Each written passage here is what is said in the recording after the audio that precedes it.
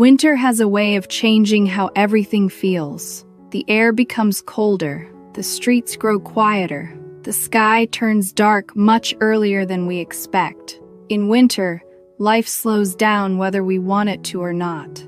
Imagine a winter evening like that. Snow falling softly, very little movement, and then, in the distance, you notice something. A tall tower of light. It stands still in the cold night, wrapped in warm, steady lights. That light doesn't melt the snow, it doesn't stop the wind, and it doesn't make winter disappear. Winter remains exactly as it is. But something changes. You can see the path more clearly, you feel calmer, and for a moment, you don't feel so alone. That image tells us something important. Sometimes, being a light doesn't mean changing everything. It doesn't mean fixing the situation or making it better right away. It simply means helping someone see the next step, including yourself. Today's episode is not about shining brighter. It's not about pushing harder or becoming more confident overnight.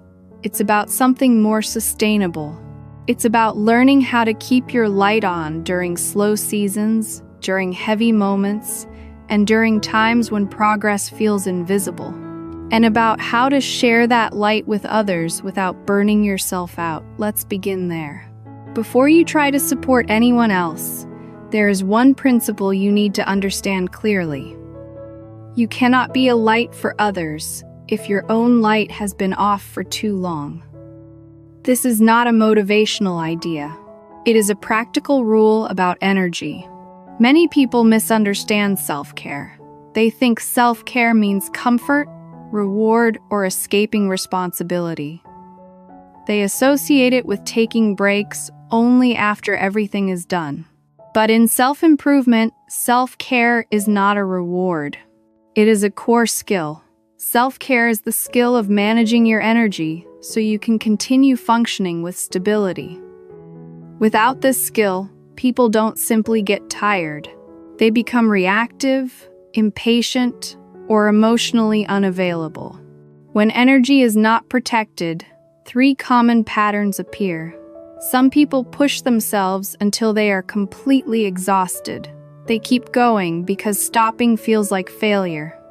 Others become emotionally sharp. They respond quickly, speak harshly, and lose patience with small problems. And some people slowly disconnect. They stop caring, stop trying, and stop showing up, not because they don't want to grow, but because they are drained. None of these patterns support long-term improvement. Being a light for yourself does not mean forcing motivation. It does not mean telling yourself to be stronger, and it does not mean pretending you are okay when you are not. A more useful definition is this. Being a light for yourself means protecting your basic energy before it runs out. This becomes especially important during heavy seasons. At the end of the year, for example, pressure often builds quietly. There is pressure to review your progress, pressure to compare yourself with others, pressure to plan improvement for the next phase.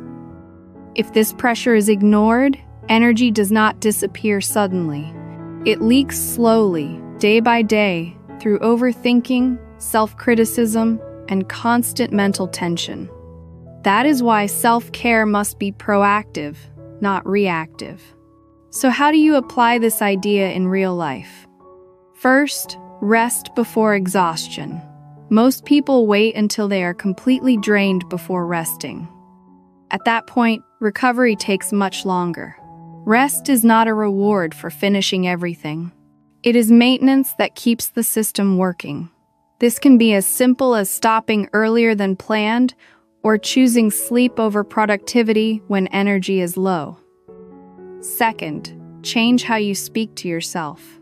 Internal language directly affects energy. Words like lazy, behind, or not good enough consume energy without improving behavior.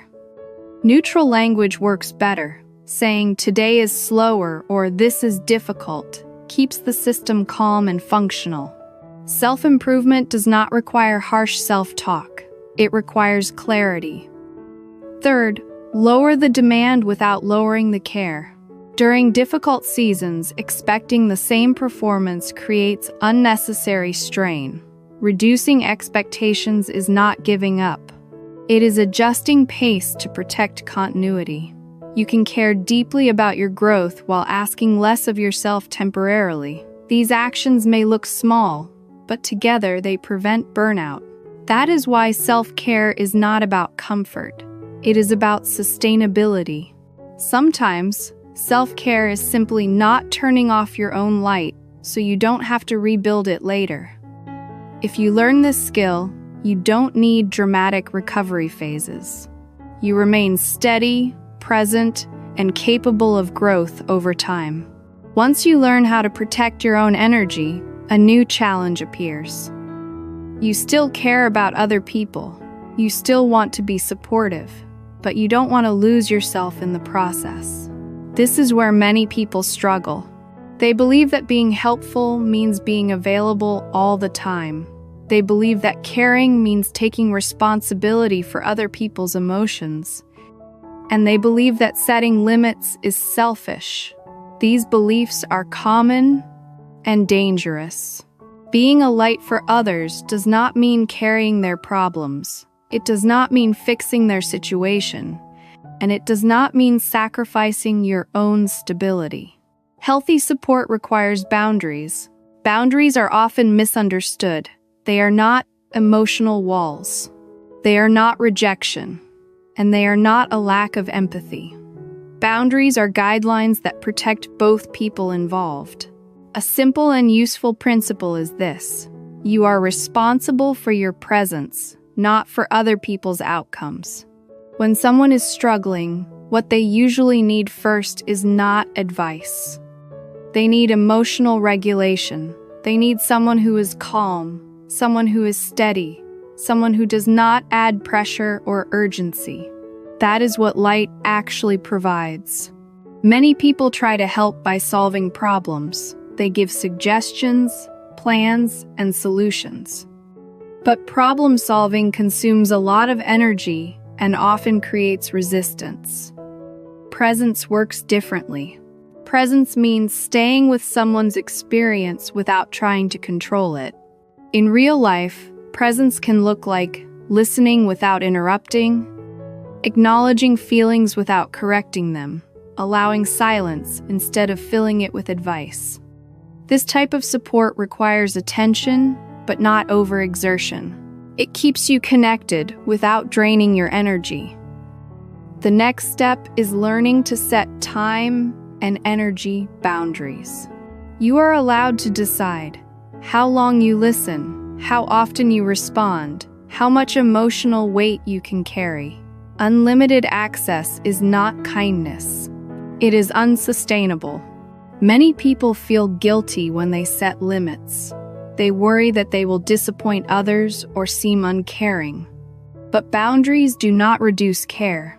They make care last longer. Helping without limits often leads to resentment. Helping with boundaries allows consistency. It is also important to recognize early signs of burnout. Burnout does not always appear as extreme exhaustion. Often, it shows up quietly. You may notice irritation instead of empathy, avoidance instead of presence, emotional numbness instead of care. These are not personal failures. They are signals. They tell you that your energy needs protection again. Ignoring these signals does not make you more helpful. It makes support unstable. Now, consider the central image of this episode: a Christmas light tower in winter. The tower does not walk toward people. It does not shout to be noticed. It does not chase anyone who is lost. It stands where it is and stays on. People who come close benefit from its light. People who move away are not followed. This is an important model. Healthy support does not chase. It does not force. And it does not disappear into other people's problems. Light offers availability, not pursuit. Another practical boundary is knowing when to step back. If someone repeatedly ignores advice or continues patterns without reflection, your role is not to push harder. Your role is to remain steady and available without taking over responsibility. This protects your energy and respects the other person's autonomy. Being a light for others is not about intensity, it is about reliability. People trust those who remain calm. They feel safer around those who don't pressure them, and they benefit more from someone who stays present over time. When you help this way, you don't disappear, you don't collapse, and you don't burn out, you remain yourself, and that is what makes your light useful. Modern life often sends us a very clear message. If you want to grow, you should be visible.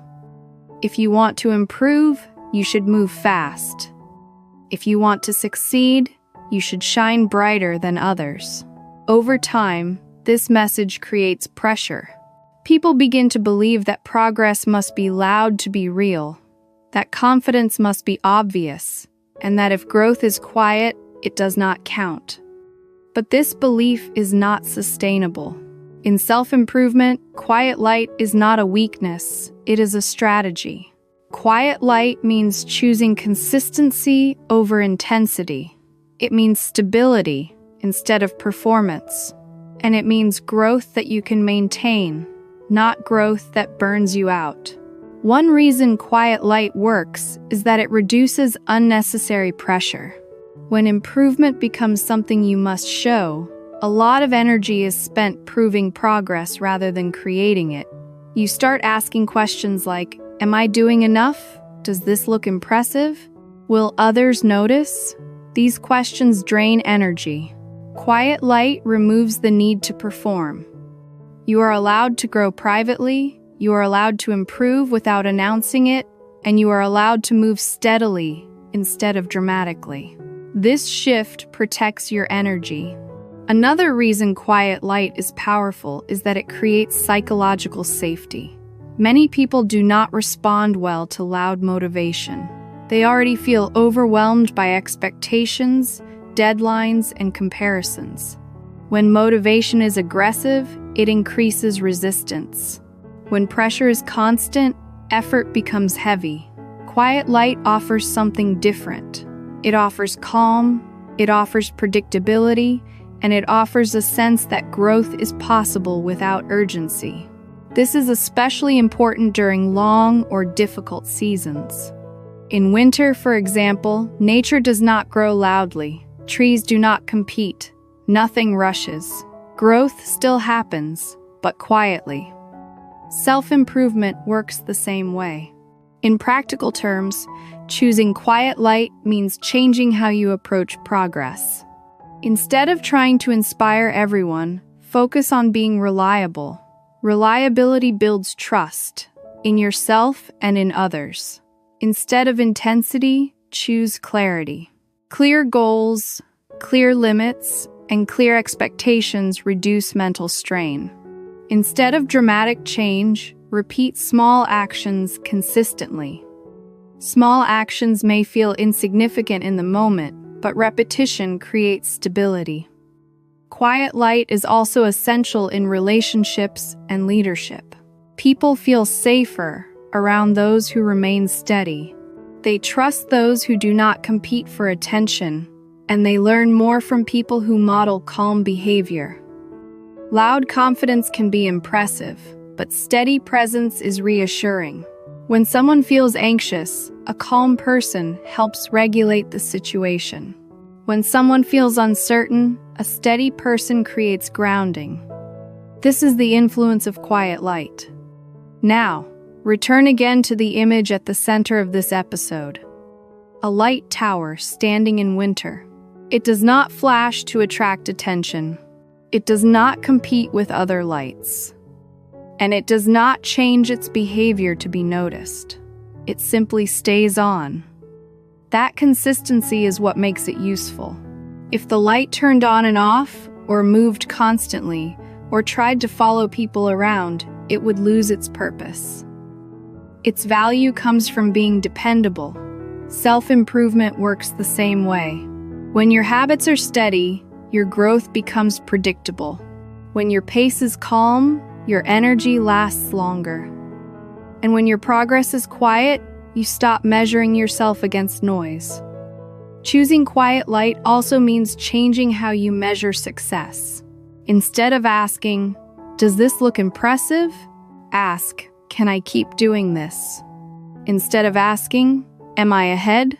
ask, "Am I stable?" Instead of asking, "Do people see my effort?" ask, "Does this support my life?" These questions lead to sustainable answers. Quiet light does not rush. It does not compete. And it does not collapse under pressure. You do not need to shine for the whole world. You only need to be warm enough for the people near you and for the life you are building. When you choose quiet light, you stop chasing visibility and start building continuity.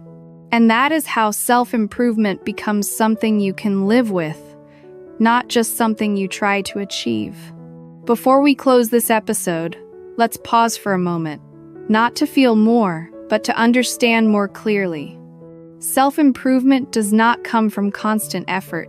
It comes from better awareness. Start with this question.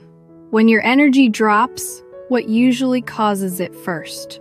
Is it trying to help too much? Is it pushing yourself without rest? Or is it expecting the same performance in every season? You don't need to judge the answer. You only need to notice it. Next, reflect on how you support others.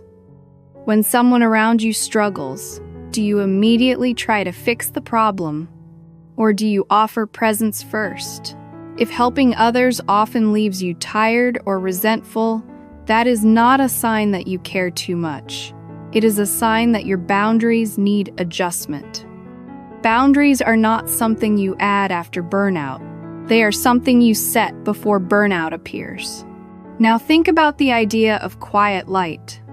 Where in your life are you trying to be visible instead of being stable? Where could you replace intensity with consistency? This does not require a big change. It might mean doing one less thing each day. It might mean slowing your pace instead of stopping completely. It might mean choosing reliability over recognition. Finally, ask yourself one practical question. What is one small adjustment you can make to keep your light steady this week? Not brighter, not stronger, just steadier. You don't need to solve everything today. You don't need a full plan. Self-improvement works best when it fits into your real life. If your light can last, your progress can too. And that is enough to move forward. Thank you for listening.